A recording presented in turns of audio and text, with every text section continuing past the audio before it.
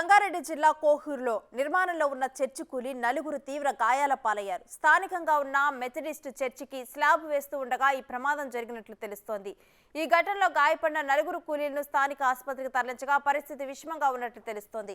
అలాగే శిథిరాల్లో మరో నలుగురు కూలీలు చిక్కుకున్నట్లుగా సమాచారం అందుతుంది. పోలీసులు ఘటనా స్థలానికి చేరుకొని సహాయక చర్యలను కొనసాగిస్తున్నారు. ఇక ఊహించని ఘటనతో గ్రామంలో విషాద ఛాయలు అలుముకున్నాయి.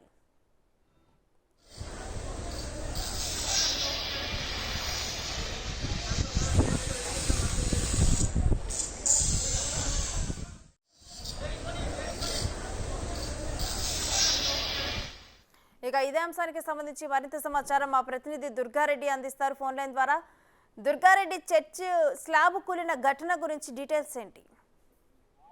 సంగారెడ్డి జిల్లా జైరాబాద్ కోయిర్ నిర్మాణంలో ఉన్న ఒక చర్చి కూలడంతో ఆ చర్చిలో ఉన్న ఎవరైతే స్లాబ్ నిర్మాణంలో పనిచేస్తున్నారో యూపీకి చెందిన 12 మంది పనిచేస్తున్నారు. అందులో నలుగురికి మాత్రము తీవ్ర గాయాలయ్యాయి. మిగతా నలుగురు మాత్రము ఆ స్లాబ్ కింద మాత్రం వాళ్ళు అక్కడ ఆ నిర్మాణం జరుగుతున్న సమయంలో కింద పడిపోవడంతో క్షతగాత్రులను మాత్రం సురక్షితంగా బయటకి తీసుకురావడం జరిగింది.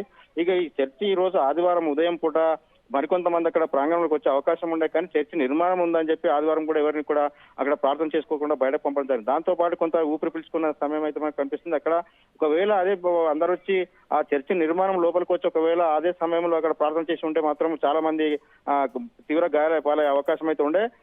అదే విధంగా మనం చూసినట్లయితే ఇక ఈ యూపీకి చెందిన ఎవరైతే కాంట్రాక్టర్ ఉన్నారో ఆ కాంట్రాక్టర్ కూడా నిర్లక్ష్యం అయితే కనిపిస్తుంది. అదేవిధంగా స్లాబ్ నిర్మాణం కింద ఆ పిల్లర్స్ కానీ లేకపోతే అక్కడికి ఆ చెక్క లో కానీ నాణ్యత ప్రమాణాలు పాటించలేదని చెప్పి మనకైతే సమాచారం వస్తుంది.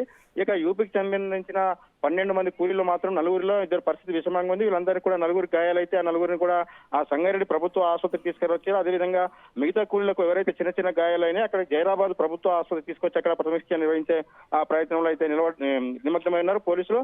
అదేవిధంగా ఈ యొక్క చర్చి నిర్మాణంలో ఎప్పుడు మొదలైంది, ఎంతెంత నాణ్యత ప్రమాణాలు పాటించాలనే విషయంపై కాంట్రాక్టర్ పై ఆ కేసు నమోదు చేసి పూర్తి వివరాలు కనుక్కునే ప్రయత్నం మాత్రం జైరాబాద్ సంబంధించిన పోలీసులు ఆ కోయిరు ప్రాంతానికి అక్కడ ఆ చర్చి నిర్మాణంలో ఎవరెవరు కూలీలు ఎక్కడి నుంచి వచ్చారనే వివరాలు మాత్రం సేకరించే ప్రయత్నంలో ఉండాలని చెప్పవచ్చు. అదేవిధంగా ఆ చర్చి నిర్మాణంలో ఈ లోపాలు ఏ విధంగా ఉన్నాయి ఏంటి అని చెప్పి ఆ రాష్ట్ర ముఖ్యమంత్రి రేవంత్ రెడ్డి కూడా ఇప్పుడే ఆదేశాలు జారీ చేసినట్లయితే మనకు సమాచారం వస్తుంది. పూర్తి వివరాలు అయితే నివేదిక వెల్లడించాలని చెప్పి పోలీస్ శాఖకు ఆదేశాలు ఇచ్చినట్లయితే సమాచారం వస్తుంది మనకు. థాంక్యూ దుర్గారెడ్డి.